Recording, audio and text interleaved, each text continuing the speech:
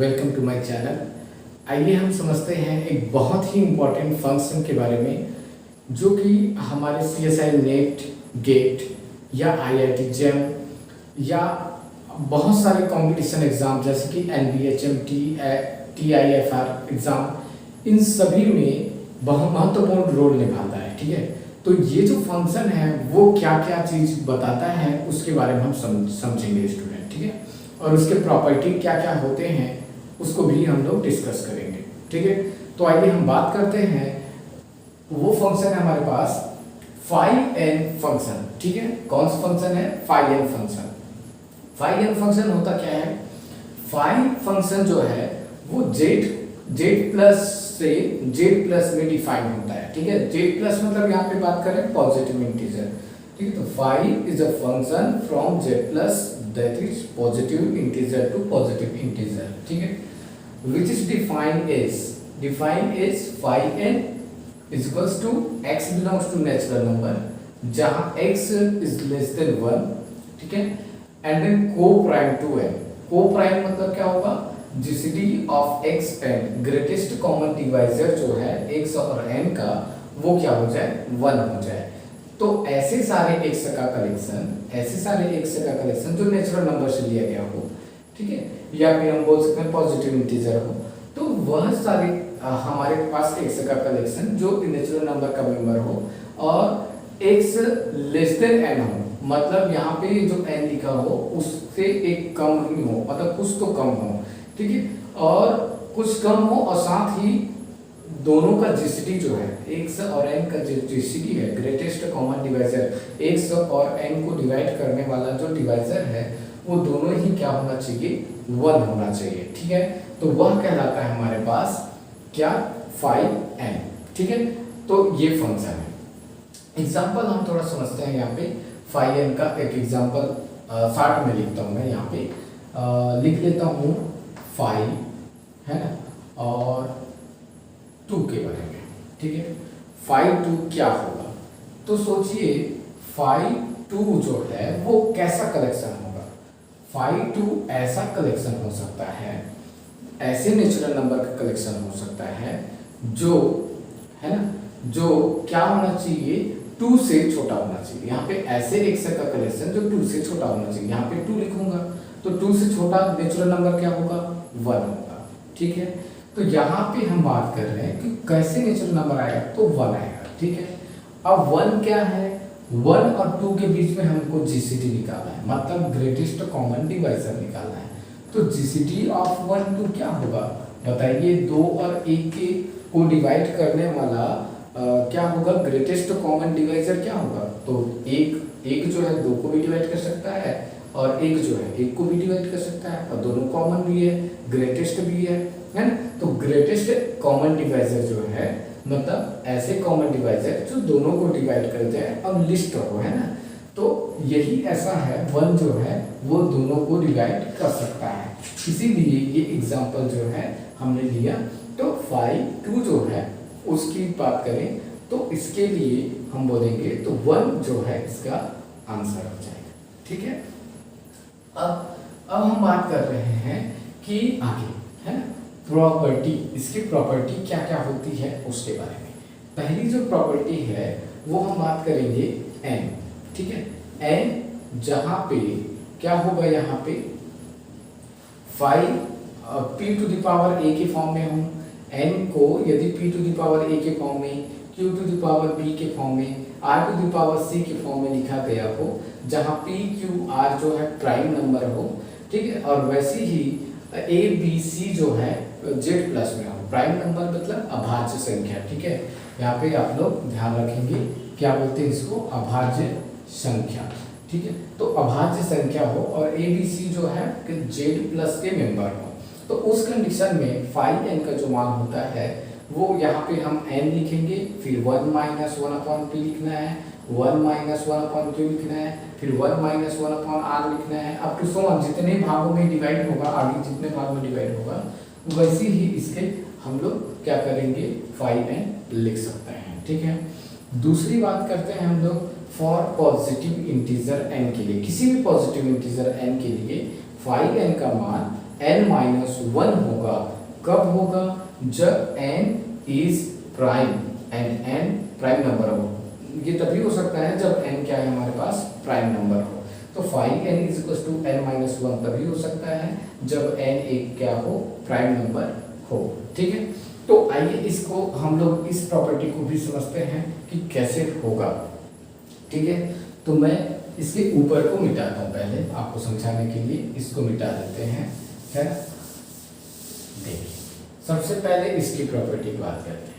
तो सपोज हमारे पास n is equal to लिखा हो 2 इंटू 3 लिखा हो। ठीक है, तो मैंने लिखा प्राइम और ये भी प्राइम और इसके पावर में 1 बना है, तो ऐसे पावर में लिखा गया हो। तो उस कंडीशन में हम क्या लिखेंगे, हम क्या लिख सकते हैं, five n is equal to निकालेंगे।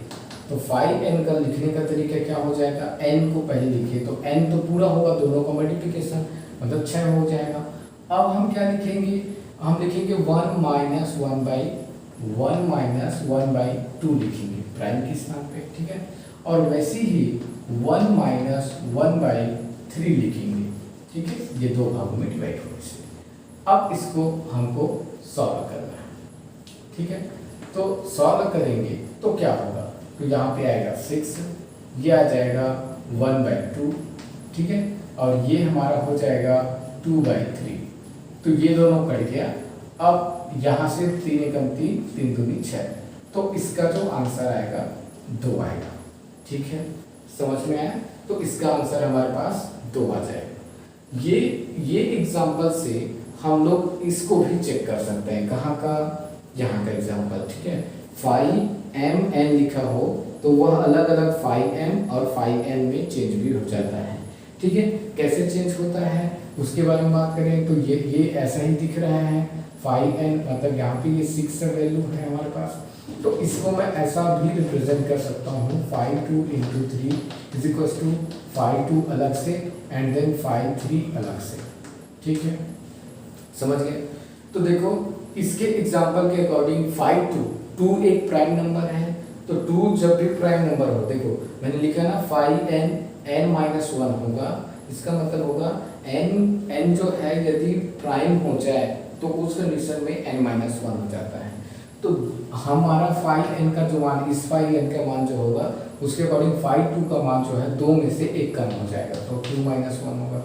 इसका मान 3 माइनस वन हो जाएगा, तो इसका टोटली मान क्या होगा, यहाँ का 1 यहाँ का 2, तो इसका आंसर आ जाएगा 2।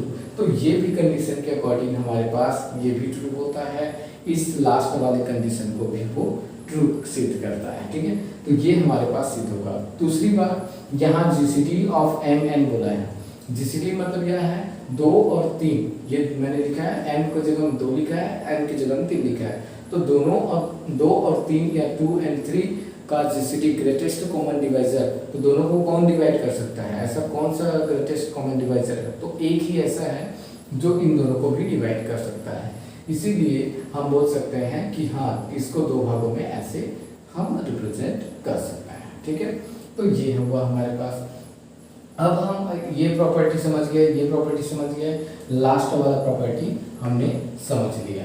अब हम बात करते हैं इस टाइप के प्रॉपर्टी पे, है ना, इस टाइप के प्रॉपर्टी पे फोकस करते हैं। देखो यदि हमारे पास कोई प्राइम नंबर हो और k ग्रेटर देन 0 हो और यहाँ पे 5 of p to the power k लिखा गया हो, तो हमको इसका जो आंसर आएगा वो p to the power k 1 minus one upon p ऐसा लिखना होता है सॉल्यूशन के लिए। ठीक है, या फिर आप लिख सकते हो p to the power k minus p to the power k minus one, तो वो उसका आंसर आ जाएगा। एग्जाम्पल की बात करें तो हम लिख लेते हैं 5 8 मतलब यहाँ पे हम बोल सकते हैं इसको 2 के पावर में 3 के रूप में लिखा जा सकता है। ठीक है, तो आप इसके जो सॉल्यूशन होगा उसको कैसे सॉल्व करोगे, या तो ऐसा लिखो या तो ऐसे लिखो, तो आप जो भी आपको पसंद हो। ठीक है, तो जैसे मैंने लिखा 2 टू द पावर 3 लिख लूँगा यहाँ पे, फिर लिखूँगा 1 minus 2 to the power 1 by 2 करके। ठीक है, अब इसको सॉल्व करूँगा तो ये 8 हो जाएगा और इसका जो मान आएगा 1 बाई 2 आएगा। अब इसका जो वैल्यू आएगा वो 4 हो गया। ठीक है, आप ऐसा भी सॉल्व कर सकते हो। ऐसा सॉल्व करेंगे तो उस केस में क्या हो जाएगा, 2 के पावर 3 माइनस 2 के पावर 2 एक कम करके, तो इस कंडीशन में ये 8 माइनस 4 दैट इज 4 आएगा। ठीक है, तो ये भी हमारा क्या हो जाएगा, ट्रू हो जाएगा, है ना। ये ऐसा केस भी हम बना सकते हैं। ठीक है, तो इसके अकॉर्डिंग यहाँ भी हमको पता चल रहा है कि हाँ ऐसा बनाया जा सकता है। दूसरी बात हम करते हैं किसके बारे में, इसके बारे में, फोर्थ वाले प्रॉपर्टी में, है ना। तो इस प्रॉपर्टी में बात करें, यदि हमारे पास जो फंक्शन है वह क्या लिखा हो, 2n के रूप में लिखा हो, तो उसका आंसर 5n आता है। तो एग्जांपल यही जो 8 मैंने लिखा हुआ है, या यहाँ का जो 5 2 3 लिखा हुआ है, उसके हिसाब से हम बात करें तो इससे चेक कर सकते हैं 5 2 और n जो है वो ऑड हो। ध्यान रखना है यहाँ पे n जो है यहाँ पे बोला है ऑड पॉजिटिव इंटीजर हो। तो इस केस से अकॉर्डिंग हम समझ सकते हैं 5 2 इंटू 3 लिखा हो तो उस केस में आंसर आएगा 5 3 के बराबर। तो 5 3 के बराबर मतलब 2 आएगा, क्योंकि 2 जो है प्राइम है, तो प्राइम में से एक कम हो गया तो 2 हो जाएगा। यही हमने लिखा हुआ है यहाँ से। ठीक है, तो इस प्रॉपर्टी को भी ये सेटिस्फाई करता है। ठीक है, अब नेक्स्ट प्रॉपर्टी है, यदि n जो है इनफाइनाइट की ओर टेंड करता है तो 5n भी इनफाइनाइट होता ही है। ठीक है, तो ऑलवेज इनफाइनाइट होता है, ये हमको ध्यान रखना है। दूसरी बात, यदि n जो है n और d जो है पॉजिटिव इंटीजर हो और इस प्रकार हो कि d जो है पूरी तरीके से n को डिवाइड करे, तो 5 और d जो है n को भी वो डिवाइड करेगा। ठीक है, इसका एग्जांपल हम ले सकते हैं कि एक आप क्या करिए, हम ले लेते हैं 5 16 ले लेते हैं। ठीक है, और एक ले लेते हैं पहले लिखते हैं 8 लिखते हैं, 8 डिवाइड करता है 16 को। ठीक है, अब हम इसमें निकालते हैं 5 ऑफ 8 निकालते हैं एंड 5 ऑफ 16 निकालते हैं। अब चेक करते हैं कि दोनों जो है डिवाइड करेगा कि नहीं करेगा उसके बारे में। ठीक है, 5 8 मतलब हमने निकाला हुआ है 5 8 जो है वो 4 आ रहा है। ठीक है, और 5 16 हम निकालेंगे। ठीक, 5 16 में क्या हो जाएगा, यहाँ पे मैं 16 लिखूंगा तो ये वाला वैल्यू 16 आ जाएगा, यहाँ पे आपका 4 हो जाएगा, यहाँ पे आपका 4 हो जाएगा। ठीक है, और यहाँ से ये आपका वही सेम रहेगा, तो 4 की वजह से यहाँ पे आपका 16 आएगा। आप डिवाइड करोगे तो ये आंसर 8 आ जाएगा। ठीक है, तो इस तरीके से इसका 5 16 का आंसर 8 आया। देखो ट्रू है कि नहीं। तो ये जो कंडीशन है, यदि हमारे पास 8 जो है 16 को डिवाइड कर रहा है तो 5 8 भी 5 16 को भी डिवाइड कर रहा है। ठीक है, तो ये एक ऐसा फंक्शन है जो इस तरीके से डिनोट होता है। ठीक है, ये हमको हमेशा ध्यान रखना है। नेक्स्ट हम बात करते हैं कि 5n is an even number, है ना। इवन नंबर मतलब सम संख्या है for every n greater than और इक्वल 3। चाहे n का मान, यदि जब भी n का मान ग्रेटर देन और इक्वल 3 होगा तो वो ऑलवेज इवन नंबर आएगा या सम संख्या मिलेगा। कैसे मिलेगा उसके बारे में आप देखें, 3 लिखे तो 2 आया, 8 बनाया, 8 वैल्यू लिखा मैंने तो क्या आया, 8 का जब मैंने लिखा था तो 4 आया था, और 5 16 का सॉल्व किया तो 8 आया। तो हर बार आपको इवन नंबर ही मिल रहे हैं, ऐसे नंबर मिल रहे हैं कि इवन नंबर मिले जो दो से डिविजिबल होते जा रहे हैं हर बार। आप कोई भी चेक कर लीजिए, जैसे देखो यहाँ 6 लिखा हुआ है तो 6 का भी जो आंसर जो आया वो 2 आया, मतलब 2 के गुणज में ही आएगा, सम संख्या आएगा। ठीक है, एक ही ऐसा होता है 5 2 का जो मान है वो 1 होता है, और 5 1 का भी मान जो है 1 होता है हमेशा।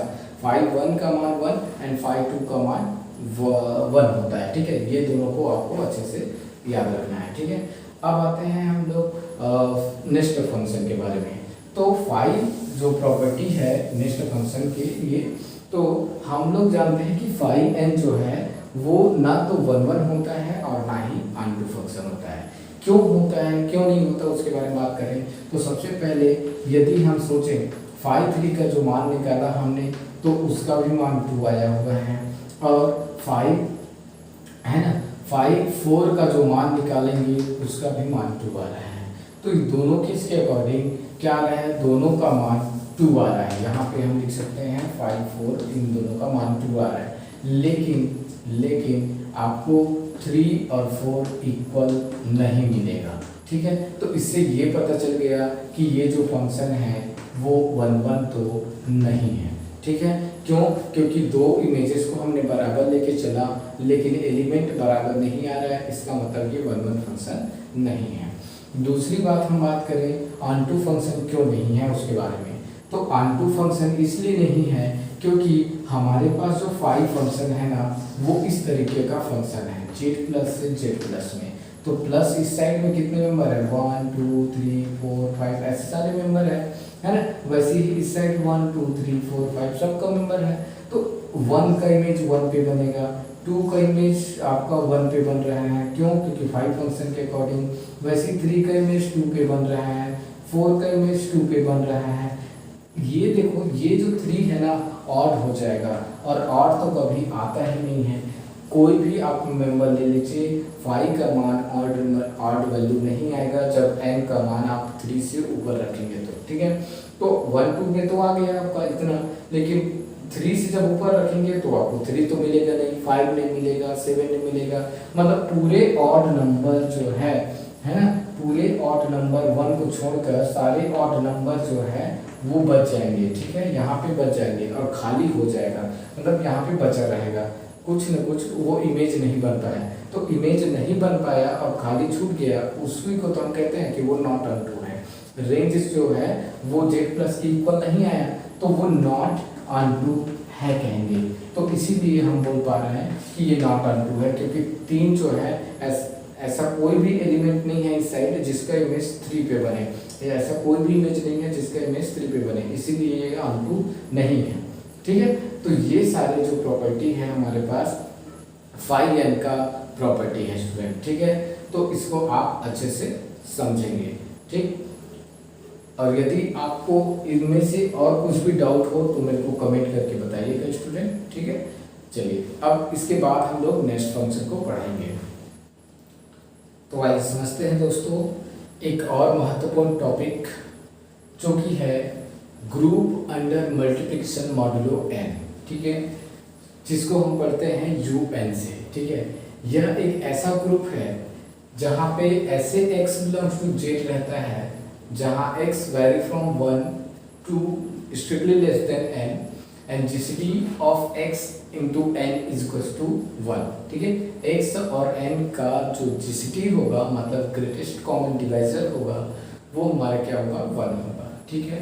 तो ऐसे सारे एक से ही कंटेन करेंगे इस UN में जो क्या होगा n के साथ जो जीसीडी होगा वो 1 होगा, ठीक है। ये चीज हमको अच्छे से ध्यान रखना है ना। दूसरी बात हम बात करेंगे इसकी प्रॉपर्टी क्या क्या होती है।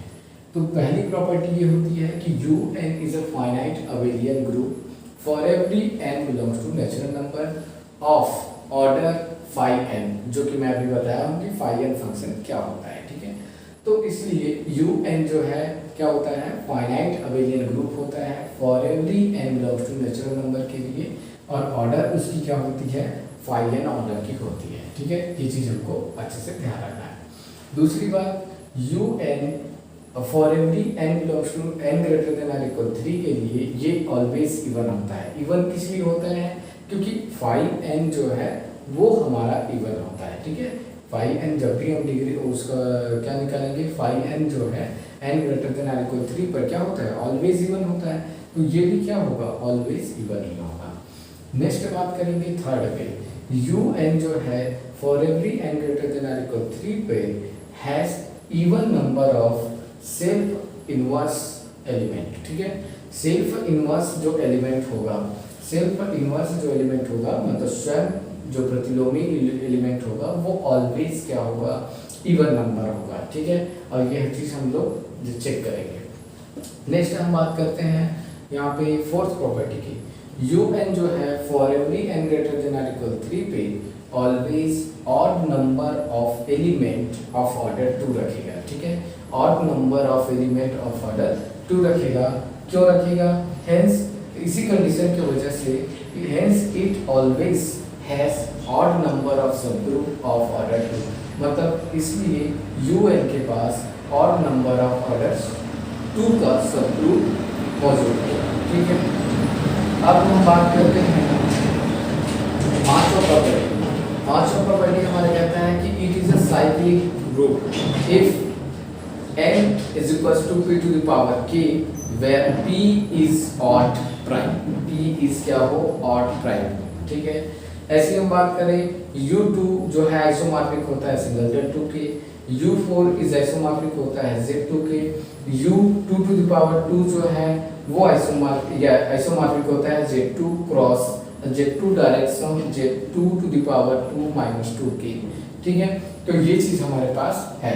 अब ऐसी एक और है हमारे पास property z of p to the power k is equals to z of p to the power k minus p to the power k minus 1। यहाँ ध्यान रखना ये जो है इसी के सब क्या बोलेंगे उसको सबस्क्रिप्ट में है, और ये जो सबस्क्रिप्ट में है if p is not odd order prime, ठीक है, ये p जो है वो ऑड होना चाहिए, ठीक है, यहाँ ध्यान रखना है हमको p जो है ऑड प्राइम होना चाहिए, तभी ये कंडीशन सेटिस्फाई होता है, तभी हम इसको z इज आइसोमॉर्फिक टू, या आइसोमॉर्फिक का साइन है आइसोमॉर्फिक टू दिस, ठीक है, ये चीज है। अब देखिए समझते हैं कि u and u4 इसके बारे में एक बार हम लोग डिस्कस करेंगे। जैसे हम बात करें u4 के बारे में, ठीक है, u4 क्या क्या हो सकता है, तो हमको क्या लेना है, ऐसे x को लेना है जो क्या हो n के साथ में ग्रेटेस्ट इंटीजर फंक्शन हो, ठीक है, मतलब जीसीडी उसका 1 है, ऐसे x को ही ले सकते हैं यहाँ पे इसके अंदर में।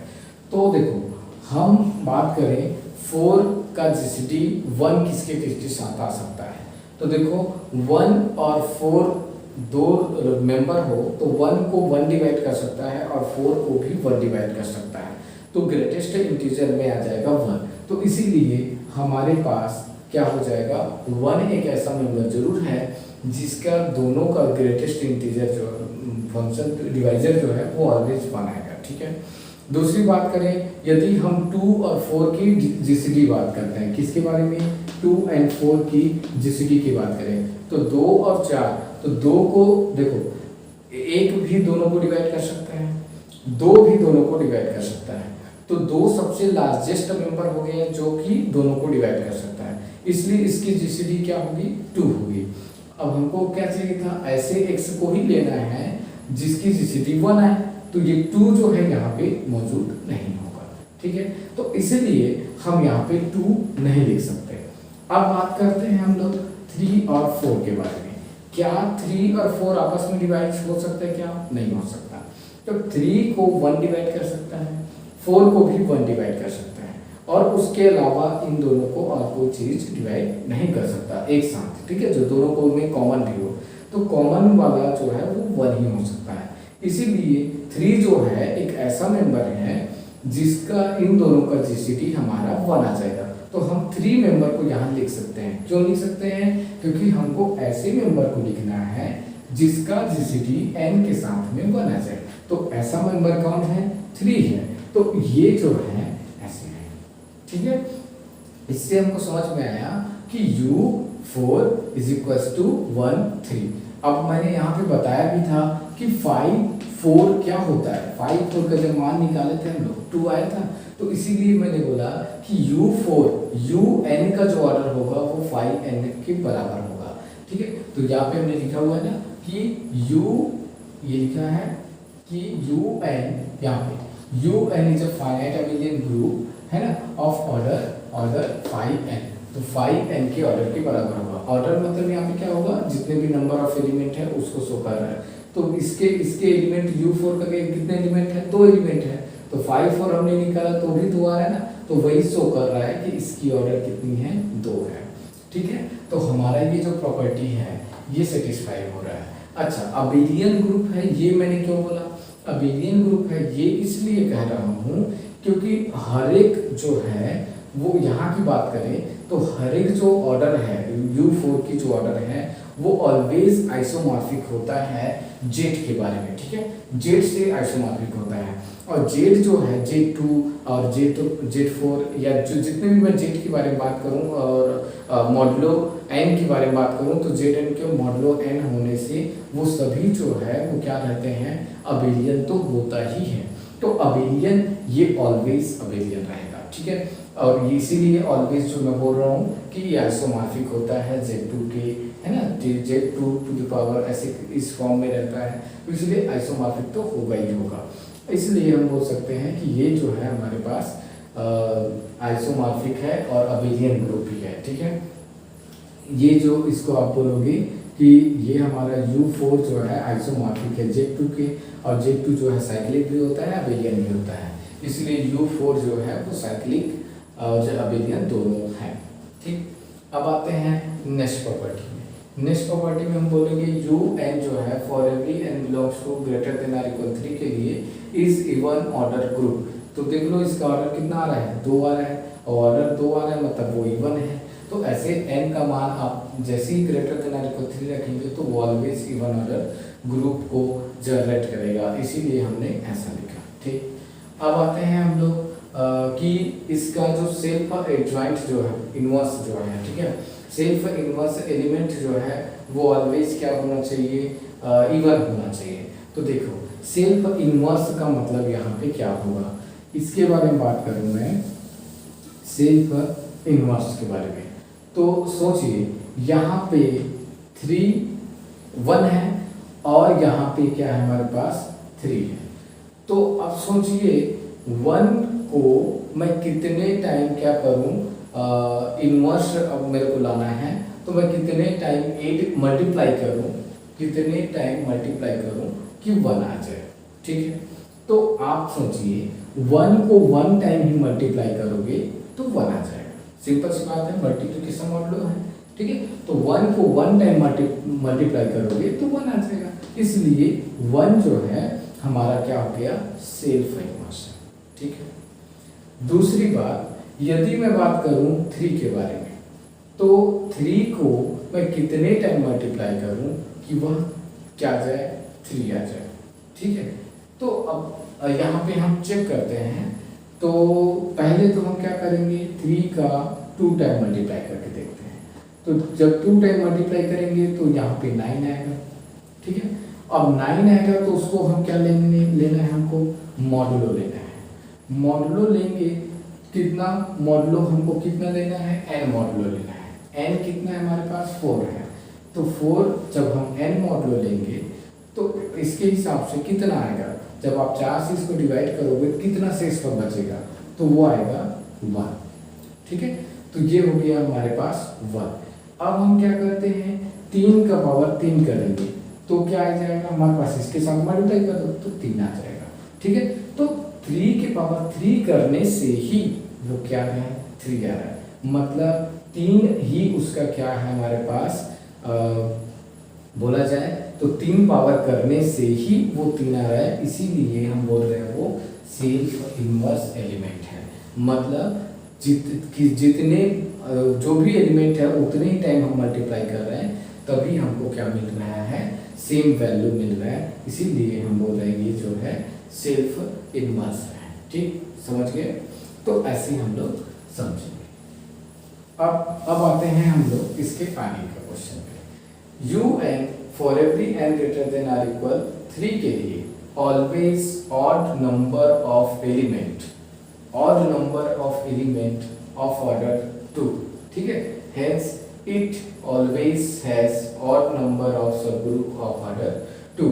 तो यहाँ पे जैसे ही मैं क्या बात करूँ, UN के बारे में बात करता हूँ, जो कि n ग्रेटर देन और इक्वल 3 के बारे में बात करें तो उसके जो odd number of element of order 2 होती है, और दूसरी बात hence it always has odd number of subgroup of order 2।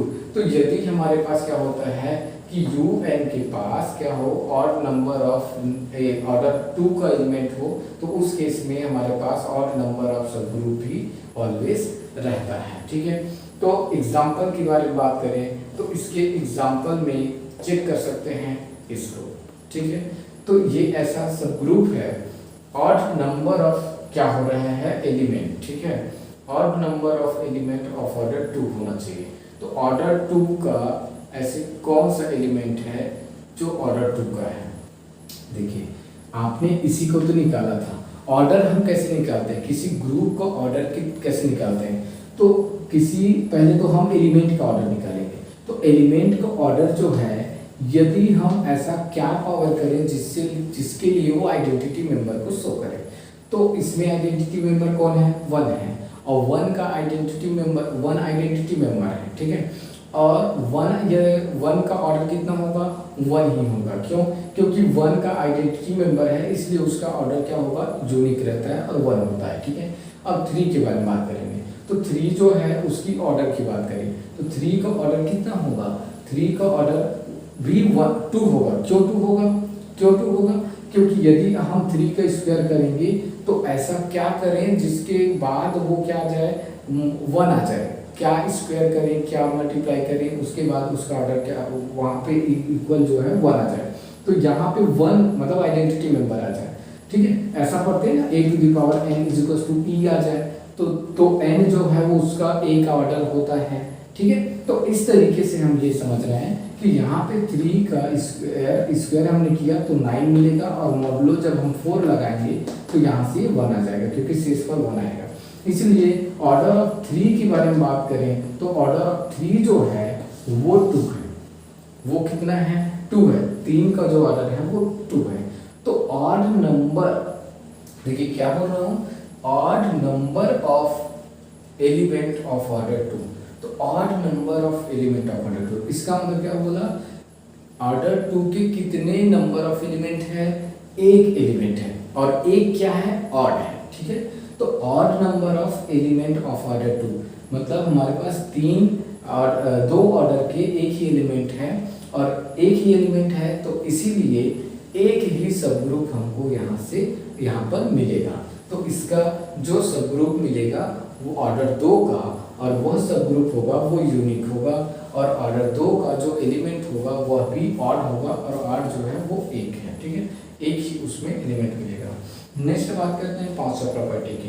पांचवा प्रॉपर्टी है it is cyclic if n p to the power k हो और p इज ऑड प्राइम, और जो कि आइसोमॉर्फिक होगा ऐसा, ठीक है। मतलब क्या होगा, जैसे आप क्या करते हो, आपके पास एक कोई क्वेश्चन होता है 3 टू द पावर आपको 3 दे दिया गया हो, ठीक है, 3 टू द पावर 3 दे दिया गया हो, तो 3 क्या है हमारे पास, ऑड प्राइम है।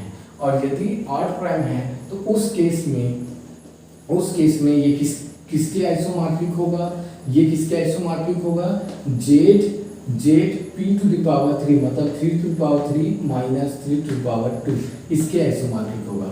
और यदि ये इसको आइसोमॉर्फिक है तो इस केस में ये हो जाएगा 27, ये हो जाएगा 9, तो 27 में से 9 गया, ठीक है।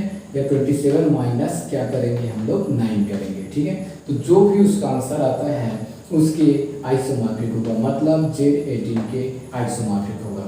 और Z18 क्या होता है हमारे पास, साइक्लिक सब ग्रुप होता है ना, साइक्लिक ग्रुप होता है, ठीक है। इसीलिए हम बोल पा रहे हैं कि यदि P जो है ऑड हो तो उस केस में हमारे पास Zn जो है, Zn के आइसोमॉर्फिक कुछ मिल रहा है और उसके आइसोमॉर्फिक है, और इस केस में हमारे पास ये क्या बन गया है, हमारे पास साइक्लिक हो गया है, ठीक है। दूसरी बात करें तो इसकी ऑर्डर की बात करते हैं। u3 टू द पावर 3 का ऑर्डर क्या होगा, u3 टू द पावर 3 का जो ऑर्डर है आना चाहिए 18, क्योंकि Z18 के ये आइसोमॉर्फिक हो रहा है। तो हम लोग चेक करते हैं कि 18 आ रहा है कि नहीं आ रहा है, ठीक है।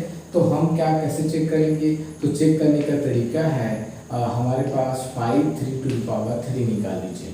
5 3 टू द पावर 3 निकालने का क्या तरीका है बताइए। तो 5 3 टू द पावर 3 निकालने का तरीका 3 के पावर में 3 लिखिए, फिर 1 माइनस 1/3 लिख दीजिए, आपको आंसर मिल जाएगा, है ना। या फिर आप अभी ऐसा भी सॉल्व कर सकते हो इसको, तो यहाँ पे मिलेगा 2 to the power 27 and then 2 into 3 ऐसे मिलेगा। अब आप इसको 3 से डिवाइड कर दीजिए तो 9 बचेगा, 9 इंटू 2 दैट इज कितना मिलेगा, 18। तो ये जो है u3 टू द पावर 3 जो है एक ऐसा ग्रुप है, मतलब u27 जो है एक ऐसा ग्रुप है जिसका ऑर्डर जो है 18 है ना, क्योंकि 5 ऑफ 27 जो है उसका ऑर्डर बनेगा, इसलिए इसका जो ऑर्डर होगा वो 18 आएगा स्टूडेंट, ठीक है। तो हमने यहाँ से ये समझ लिया कि हमारे पास ग्रुप अंडर मल्टीप्लिकेशन हो तो हम लोग किस तरीके से यहाँ पे समझेंगे तो ये सारी प्रॉपर्टी का यूज़ करना है हमको, और आने वाले जो क्वेश्चन होंगे उनमें इन सब का यूज़ होता है। बहुत ही इम्पोर्टेंट है, हमारे इम्पोर्टेंट ग्रुप है दोस्तों, ठीक है। तो यदि आप सभी को मेरा वीडियो पसंद आया हो दोस्तों, तो प्लीज़ वीडियो को लाइक करिएगा और ज़्यादा से ज़्यादा अपने दोस्तों को शेयर करिएगा। और यदि आप मेरे चैनल पे नए हैं तो प्लीज़ चैनल को सब्सक्राइब कर दीजिएगा और साथ ही बेल आइकन के बटन को प्रेस कर दीजिएगा ताकि आपके पास मेरा नोटिफिकेशन पहुंच सके। तो थैंक यू स्टूडेंट।